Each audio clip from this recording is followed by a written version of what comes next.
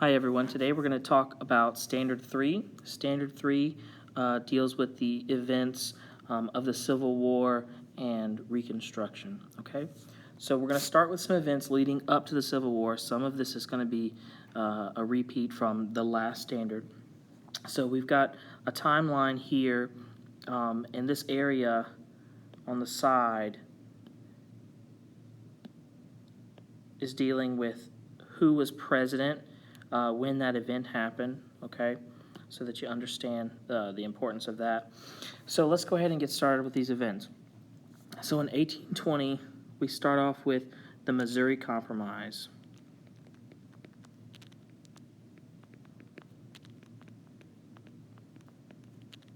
And what the Missouri Compromise does is that it adds Missouri into the Union, the territory of Missouri into the Union as a slave state.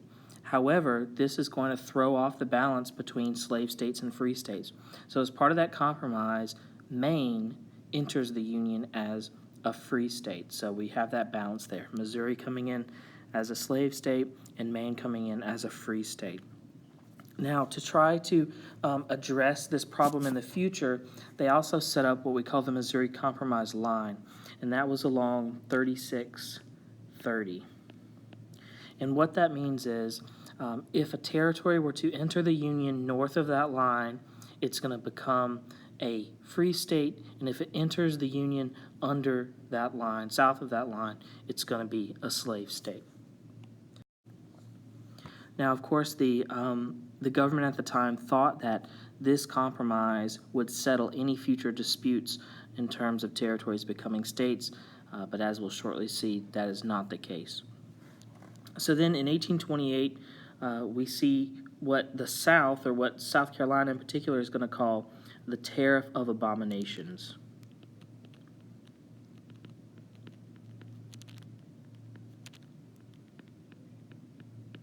Now, they call it this because they disagree with it. They believe that it's an unconstitutional tariff.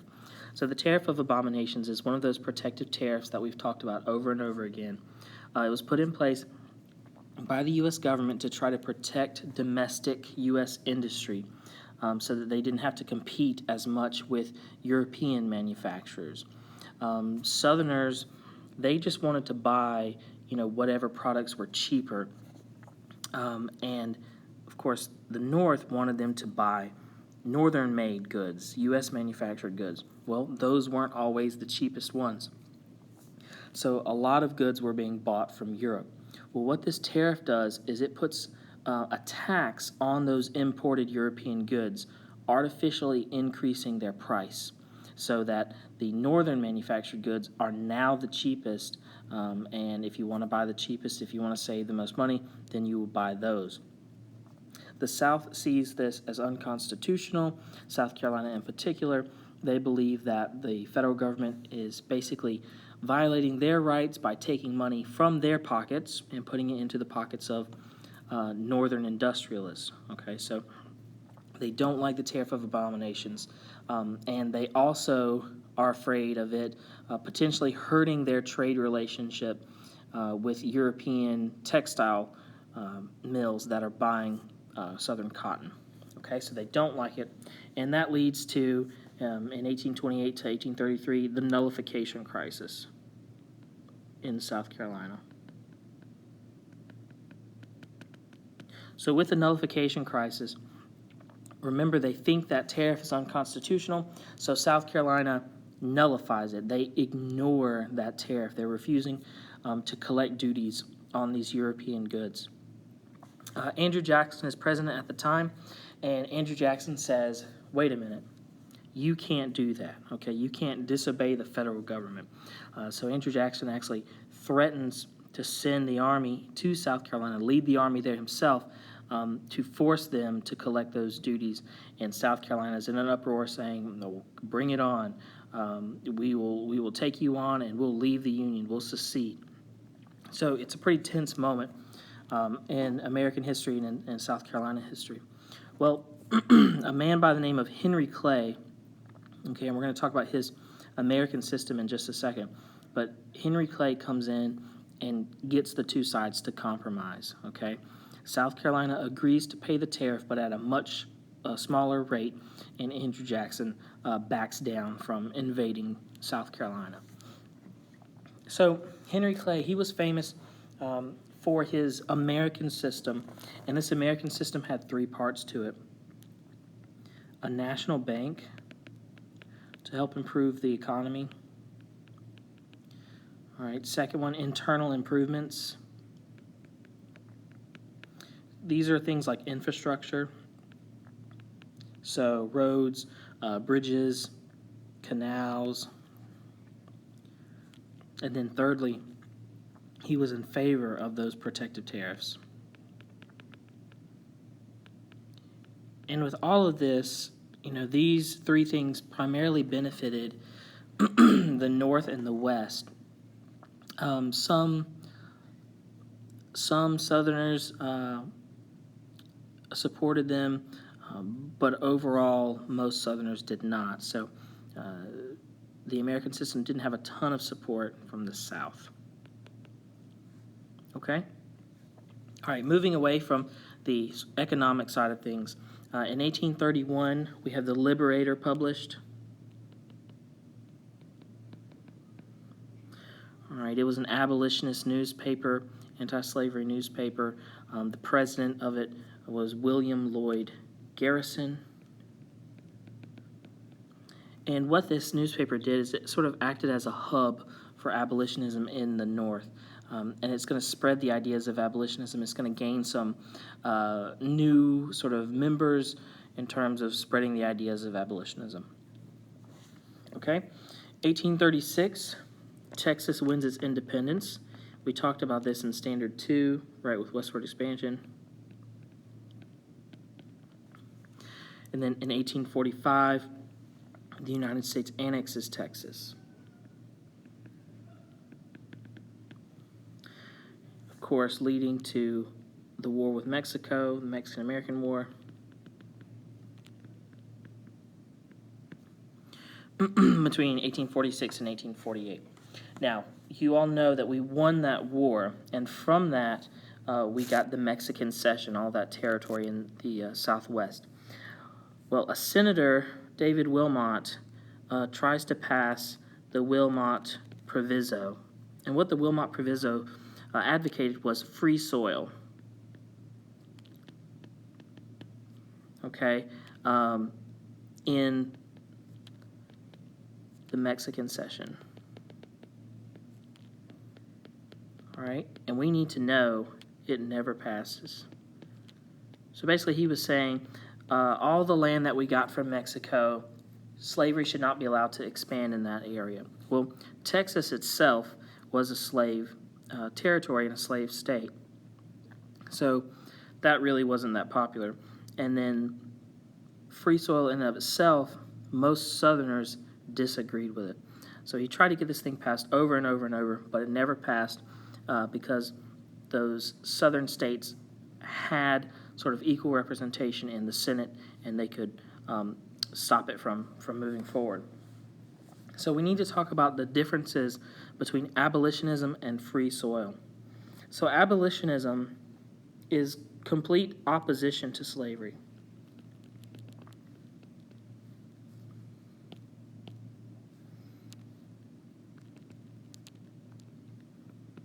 All right, so anti-slavery. They don't want it at all. They don't want it anywhere. The geographic base for this is the Northeast, meaning the people who most likely supported it. And even there, it was still sort of a minority opinion for a long time. Okay, free soil, on the other hand, is not the opposition of slavery everywhere, but instead it's just the opposition of the spread or expansion of slavery. And the geographic base for free soil was the Northwest. Okay, so abolitionism was more of a moral opposition to it, and free soil was more of an economic opposition to it. For free soil, basically you had white farmers and ranchers and laborers who did not want to have to compete with slave labor in the West. Okay? All right, so this whole Texas annexation, we're getting in a slave state here. We need to figure out how to compromise and balance out that new slave state coming in and all this other territory that's coming in. So that leads us to the Compromise of 1850. So with the Compromise of 1850, the first thing that happens is California is going to be admitted as a free state. Okay, so we're going to admit California as a free state. All right. With that, we also see a stronger fugitive slave law. So basically what this does, a fugitive slave is one that runs away from the South, okay, usually to the north. And what this stronger fugitive slave law does is it forces northern governments, northern state governments, to actively participate and cooperate in catching those slaves and sending them back to their owners in the South. Okay, it was very controversial in the North, and people typically didn't like supporting it. Okay, the third point of the compromise was popular sovereignty in the Mexican cession, or the remaining areas of the Mexican cession. If you guys remember, from Standard 1, popular sovereignty just means power of the people, right? But in the context of slavery and the Civil War, popular sovereignty is referring to voting on whether or not a territory would be slave or free. Okay, so they're basically saying that in these other areas, the population of that area should be able to vote whether they want to be a slave state or a free state. Okay? Fourth part, Texas is going to sell some land, I believe to New Mexico. It's not that important. And the federal government, federal government is going to assume Texas's debt.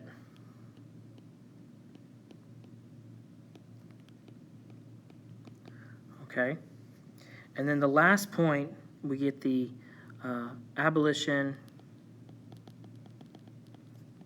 of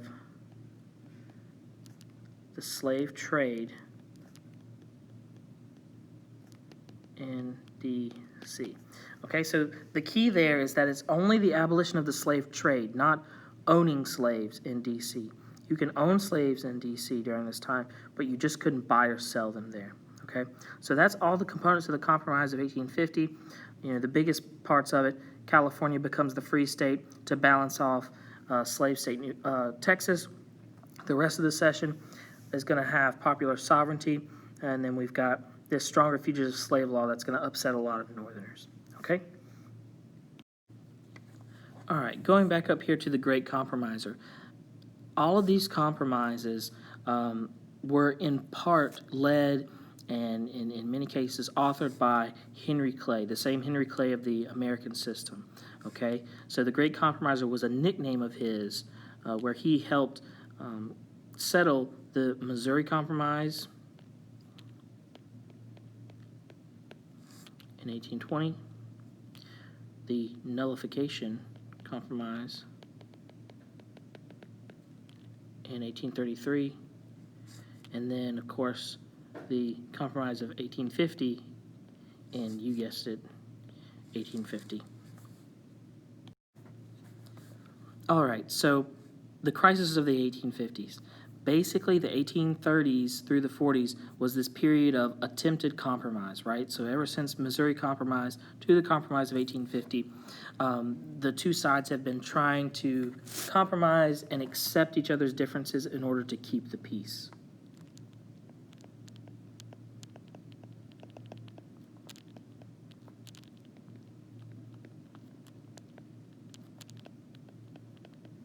Okay, whereas after the Compromise of 1850, we see more conflict. And this conflict is coming from sectional differences and interest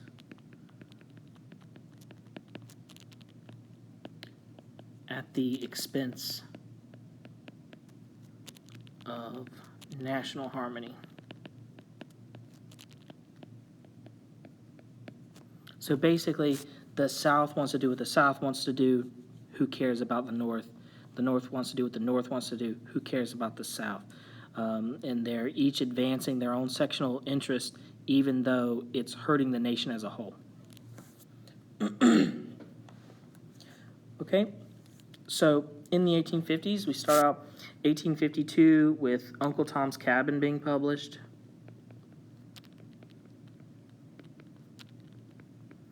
It was published by Harriet Beecher Stowe, and it made people, especially in the North, rethink slavery. All right, and oppose it, start to oppose it even more. 1854, we've got the Kansas-Nebraska Act.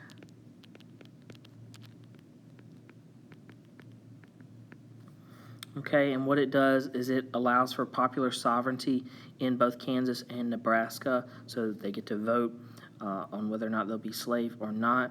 This is authored by Stephen Douglas. Along with this, in the same year, we have the founding of the Republican Party. Okay, and what's interesting about this party is that it is on a free soil platform. So it is opposed to the expansion of slavery, mostly for economic reasons, okay? 1856, because of Kansas, Nebraska, those places can now vote on whether they're going to have slavery or not. We see a lot of pro-slavery Southerners, a lot of pro-slavery people from Missouri rush to Kansas to basically be able to vote in that plebiscite there on whether or not they'll have slavery. Northern abolitionists see that this is happening, and they do the same thing. They all rush to Kansas to be able to take part in that vote as well. When they meet, there's conflict, and we get bleeding Kansas. Okay? So there's violence. It starts out from the pro-slavery side, and then it kind of spreads to both sides, committing acts of violence. One of the notable abolitionists involved, who's going to come up again, was, of course, John Brown. He took part in that violence. Okay? All right. Senator Charles Sumner, he gives a speech, The Crime Against Kansas, and basically insults the South. Southern Senator Brooks, he takes offense to this and canes Charles Sumner nearly to death right there on the floor of the Senate. And it will become sort of an infamous example of the lengths and the violent means that the South is willing to go to uphold its institutions and its traditions. So we got the Brooks-Sumner beating. All right. 1857, we've got the Dred Scott v. Sanford case. Basically, Scott was a slave who went to a free state or a free territory with his owner. His owner or master died, and Scott was left to the family. Scott argued that because he went to this free territory, that he was then freed and was no longer the property of the family. The case goes to the Supreme Court, and the Supreme Court makes three very important decisions here. The first one is that African Americans, free or slave, okay, are not citizens. All right, so no matter if they were free or they were slaves, they were not citizens. And part of using the courts is the fact that you're a citizen. So basically they're saying, Dred Scott, you can't even really use these courts for this because you're not even an American citizen. The second point, probably more dire than that, was that they make the decision that Congress couldn't forbid slavery.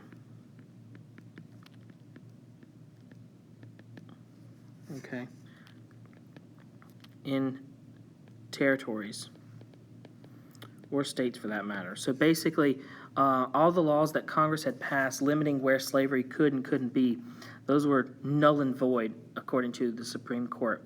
Their argument was that slaves are considered property, and the government cannot deny you your ownership of property or your right to own property and to have your property with you without due process, meaning if you haven't broken a law, then Congress can't take your property away from you. And that includes slaves. So basically, if you wanted, you could have slaves and move to Massachusetts and keep your slaves, according to the Supreme Court here. And this nullifies the Missouri Compromise, right? That whole line that told you where you can and can't have slaves means nothing now. Okay, 1859, we have John Brown's Harper's Ferry raid. With this, John Brown, abolitionist, he believed that God spoke to him and told him that he needed to end slavery by any means necessary. John Brown took that to mean violence, and his goal was to incite a slave revolt in Virginia.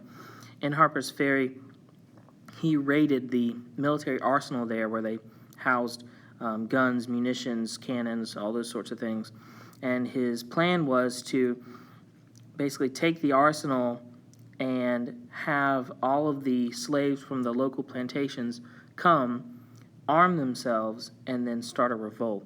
However, the slaves in the area were afraid of what would happen to them if they participated in this. John Brown seized the arsenal. However, no slaves showed up to participate. The Marines soon came in. He was outnumbered and overwhelmed, and the arsenal was taken back. John Brown was captured and hanged for treason. He was looked at as sort of a martyr by abolitionists, and the South viewed him as, a treasonous traitor, a terrorist was, the word we would probably use today. And the South used him as an example of basically how radical and extreme abolitionism was, and used him as sort of a stereotype of abolitionists and even Northerners to an extent that really wasn't an accurate portrayal. Okay, and then the final event here is 1860. We have President Abraham Lincoln, right? Lincoln is elected president. He was a Republican, right? So free soil platform. Lincoln's election resulted in secession. So basically the South, especially South Carolina, believed that Lincoln was an abolitionist, not just a free soiler, and that if he were to become president, then he would try to free all slaves. So they threatened to secede if he were to win. He did win. So states of the Deep South seceded, beginning with South Carolina, and they formed the Confederate States of America, or the Confederacy. Okay, so let's go a little deeper into the causes of Southern secession. So with this, we've got conflicting views about federal authority and states' rights. The South felt like the federal government was overreaching in its regulation of slavery and in its use of protective tariffs and other economic means. Number two, economic and cultural differences between the agricultural South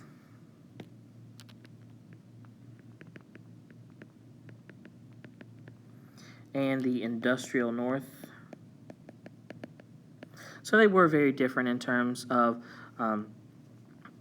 their industries, their manufacturing, their trade, and as well as their cultural differences, because the South had this sort of tie to sort of a European form of hierarchy and aristocracy, whereas the North was much more egalitarian based. We went over all of this in the colonial regions. They've kept a lot of those same characteristics. The North was much more working class because of the industry there. All right. 3, debates over the expansion of slavery in the Western Territories. Of course, it's going to be a big deal. Okay, and slavery, of course, is the primary motivation for all of this. Behind all of it, the conflicting views, the economic and cultural differences, the debate, and the election of Lincoln, they are all in some way tied to slavery. The last one there is the election of Abraham Lincoln. Okay. All right. So the war is starting. Well, that happens in 1860, by the way. So the war is starting. Going into it, we've got different Union and Confederate advantages. So population-wise, the Union has 22 million people, while the Confederacy only has 9 million, 1/3 of which are slaves. All right, so you have to think about, well, what's your actual fighting population? During this time, only men are allowed to fight in the Army, so, half your population. Then you have to think, well, how many of them are too young? How many of them are too old? And then of those you have left, you have to think about who's actually capable of fighting, who doesn't have a disability or is not in fighting condition. So your numbers really start to dwindle there, especially when you're the Confederacy. So the Union has the advantage there in population. All right, so Union advantage there. For manufacturing, the Union holds 80% of the manufacturing base in the United States. Okay, or out of the whole, two. The Confederate side only has 20%. So that's important because you have to be able to supply your troops. You have to be able to get them the guns, the uniforms, the cannons, the ammunition, all the supplies they need. The Union has the capacity to make all of those things. The Confederacy does not have as much of an ability to do that. Okay, money. Once again, the Union has the advantage here with 82% of the banking capital. They have the funds to invest to their side winning. The government's going to be able to get loans. They have that advantage. While the Confederacy, while it has a lot of money in cotton, that's the problem. A lot of their money is tied up in cotton and in slaves. So they have a lot of wealth, but it is not liquid wealth. It's not easily moved. It's not easily translated into buying things. Okay. Defense.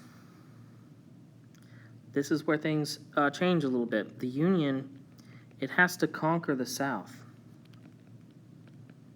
That is going to be innately more difficult than just defending. So the South only had to defend, even though that's a strategy that they didn't use that effectively. But they do have that advantage going in. Military leadership. The military leadership of the Union was less trained and less experienced. And the Confederate military leadership was more trained or highly trained and had lots of experience, primarily from the Mexican-American War. Political leadership, this goes back to the Union. They have the advantage here because of a strong, well-established federal government. And the Confederacy, it's brand new, and they have a weak federal government because of their the way that they formed. They've kind of basically formed kind of on the Articles of Confederation, a very similar system. All right, so kind of going back over these, the Union has the advantage for population, okay? The Union has the advantage for manufacturing. They have the advantage for money. The South has the advantage of defense and the advantage of military leadership. And then it goes back to the Union with political leadership. Okay, so moving to the battles. First battle we have is Fort Sumter, which of course happens in South Carolina. in 1861. It is a Confederate victory. It's significant because it begins the war.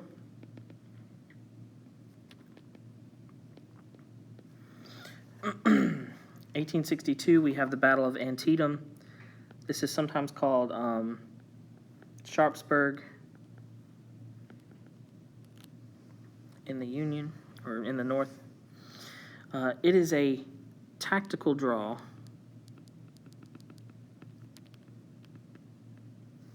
All right, but kind of a Union strategic victory, but it's mostly just a draw.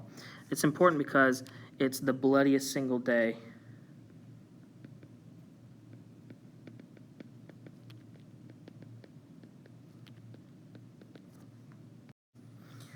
And it will also lead to the Emancipation Proclamation.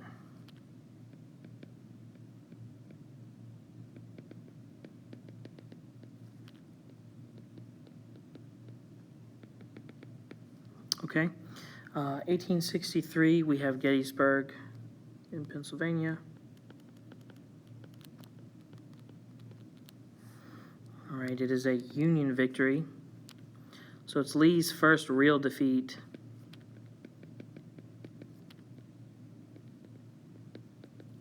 And it ends the Southern invasion of the North.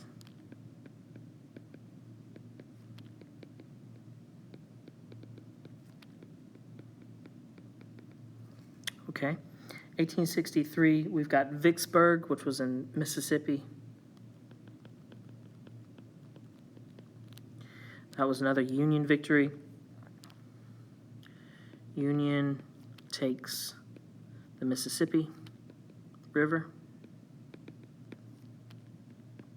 And that's important because it splits the South, right?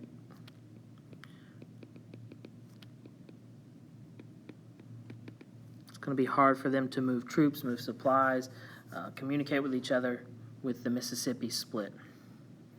1865, we see the end with the Appomattox, the Battle of Appomattox Courthouse.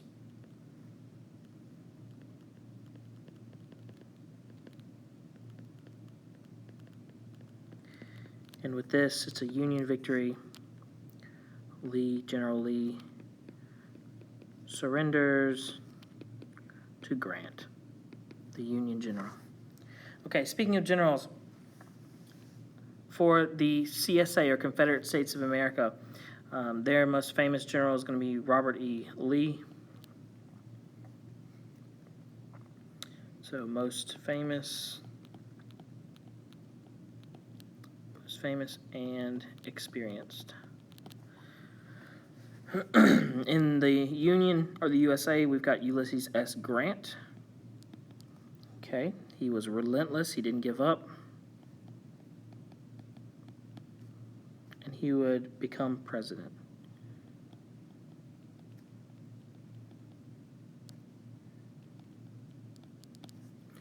All right, and then finally we've got another Union general, William T. Sherman.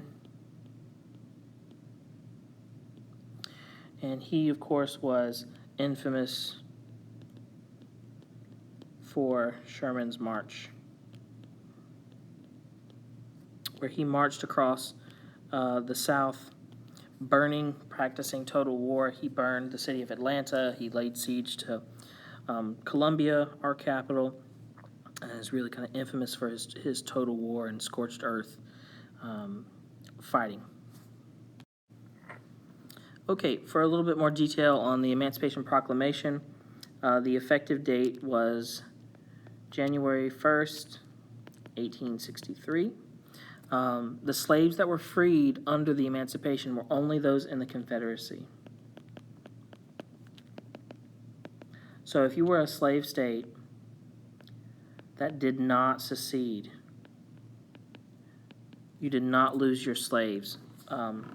With the Emancipation Proclamation, your slaves were not free. Around 20,000 slaves were initially freed in that Emancipation Proclamation. Okay, so that's a relatively small number.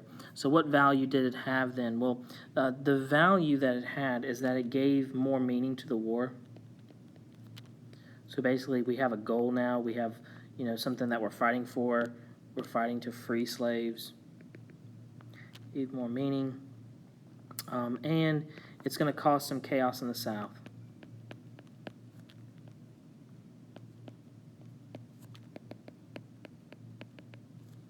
All right, people up and leaving the plantations, growing is basically going to collapse. Slave labor is going to be more difficult to utilize.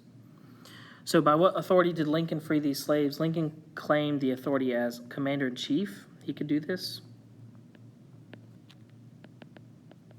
And he uses that because he defined the whole proclamation as a necessary war measure. So, he wasn't doing this for moral reasons. He wasn't doing this out of the kindness of his heart. He was basically saying that I'm doing this because it will help us win the war. It will hurt the South and their ability to wage war, and this is what we'll be able to do. So why didn't Lincoln issue the Emancipation Proclamation sooner? Well, he doesn't do it sooner because, remember, he still has pro-slavery people in the Union, in the government there, and he has to make sure that he doesn't, upset those people in his waging of the war, because he needs all hands on board. Okay, Lincoln and the Civil War. Lincoln's primary goal in fighting the Civil War, he claimed, was preserving the Union. To preserve the Union. Basically, defeat the Confederacy and get these states back in. To this goal, he added the emancipation of slaves as it became clear that the war would be a long and bitter conflict. All right, so we know the Union won, so now we have to rebuild the country, rebuild the South, and that's getting us into Reconstruction. So with this preservation of the Union and getting the South back in, Abraham Lincoln's plan for Reconstruction was known as Presidential Reconstruction, and his plan was the 10% plan. Lincoln's plan to allow Southern states back into the Union quickly and easily. However, Lincoln's assassination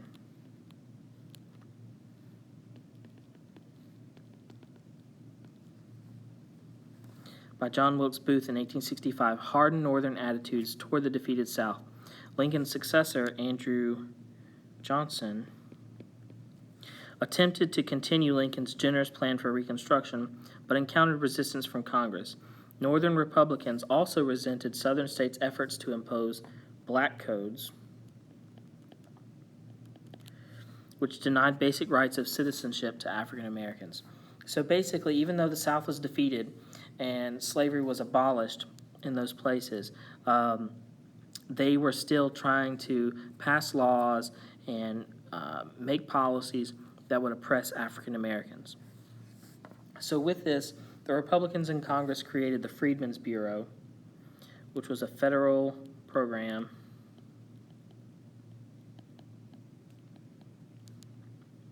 to aid former slaves. Help them find jobs, help them get property, help them get an education, all of those things. So the radical Republicans, those Republicans in Congress who wanted to do this, they had several goals. The first was to punish the South for the war, and the second was to protect African Americans. And in doing this, they believed that they could increase their number of supporters and win more elections. All right, so let's talk about the differences between presidential Reconstruction, which took place under Lincoln very shortly, and then under his vice president, Andrew Johnson, who became president after he was assassinated, and Congressional Reconstruction, or also known as Radical Reconstruction, which was headed by the Republican members of Congress. So under presidential Reconstruction, really 2 points: amnesty for those in the Confederacy, for those who take an oath of loyalty. So even if you fought for the South, as long as you took this oath of loyalty, you were granted a pardon or amnesty. All right? And it also required states to abolish slavery. All right, so those two things could get your state back into the Union. Fairly simple. Congressional Reconstruction, they had a lot more requirements. So, in addition to the abolition of slavery in the 13th Amendment, right, they also required that your state ratify the 14th and 15th Amendments as well. All right. They also called for military reconstruction, where the Northern military would continue to occupy the South.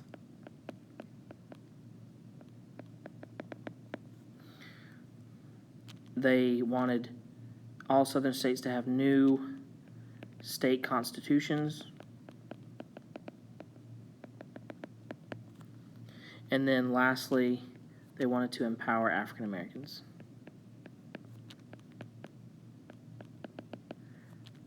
Now, this was called radical reconstruction because for the time period, these were radical ideas even for Republicans, okay?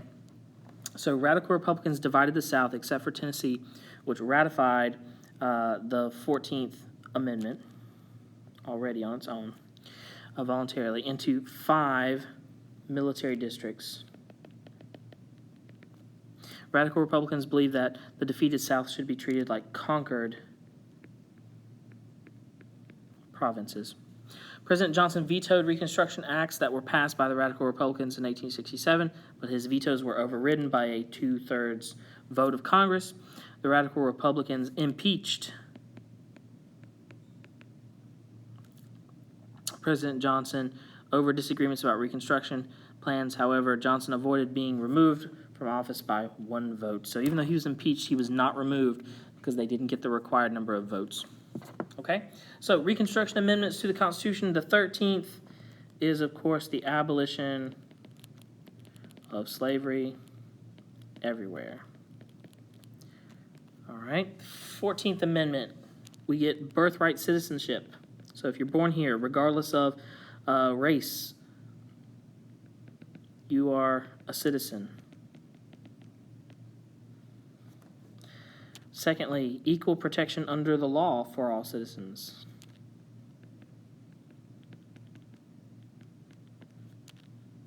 So that means laws are going to apply or should apply to all citizens equally, regardless of gender, race, any of those things.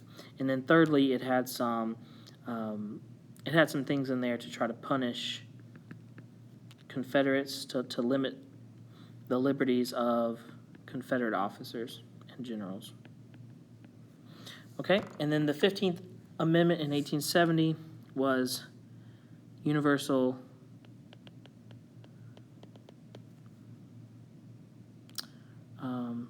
male suffrage. So with that, all males could vote, black and white. However, women, black and white, could not vote. Okay, so continuing on with Reconstruction, the Republican coalition. During Radical Reconstruction, Southern state governments were dominated by the Republican Party. That party was made up of these 3 groups in the South, and those are the carpetbaggers,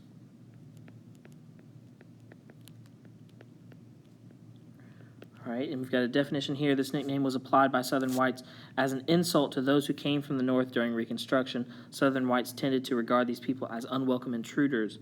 The next one is scalawags.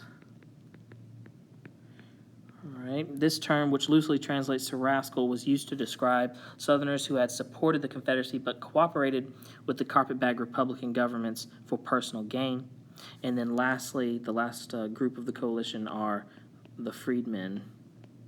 So former slaves who are now free citizens and can vote, and they are, of course, voting for Republicans. So the whole carpetbagger stereotype. While carpetbaggers were often portrayed as unprincipled opportunists, there were many motivations for moving to the South, and those included power, opportunity,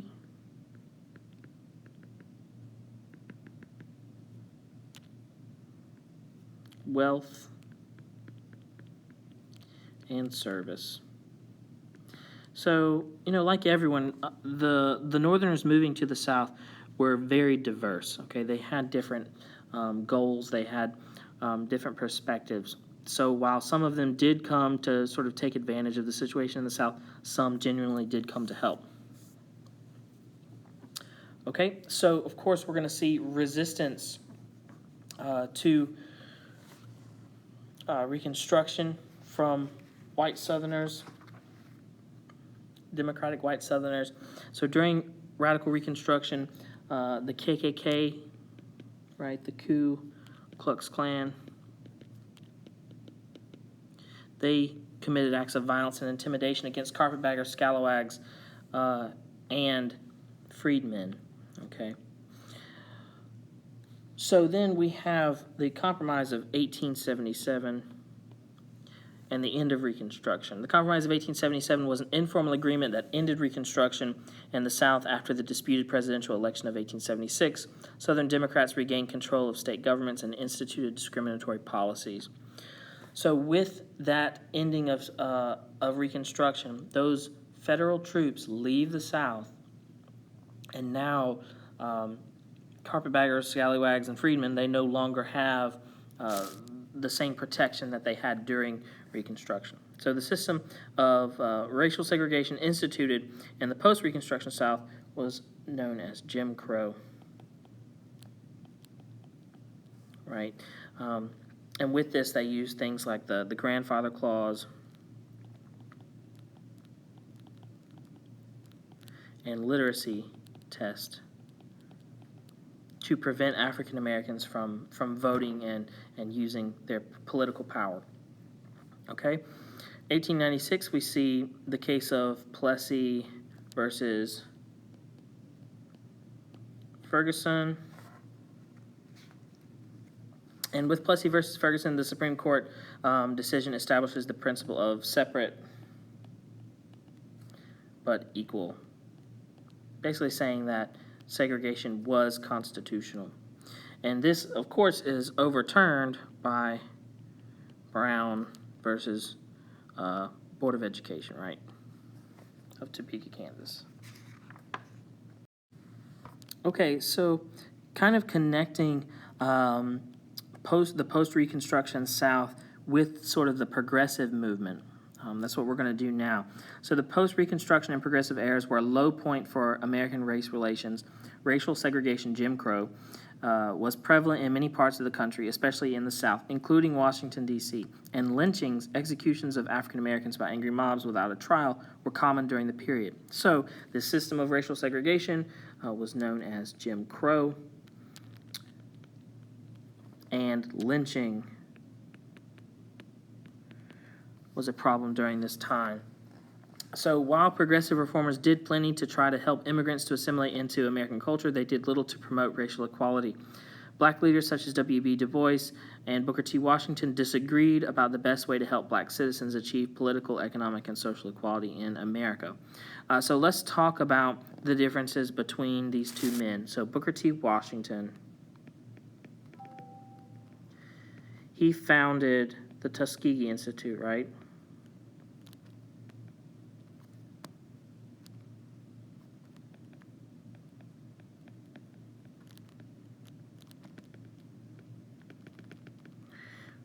So it's an African-American trade school. And he believed that the best way for African-Americans to gain respect from whites was through learning a trade. So he put an emphasis on learning a trade. So that'd be like becoming a carpenter or a mechanic, something like that. And that's what the Tuskegee Institute specialized in. On the other hand, W.B. Du Bois, all right, by the way, he's the first African-American to graduate from Harvard. He helped found, one of the founding members, the NAACP. Okay, he was a lawyer. And he thought that African Americans would become equal or achieve more civil rights by fighting for them using the law and getting into politics. All right, so he believed in higher education, not just a trade. Okay.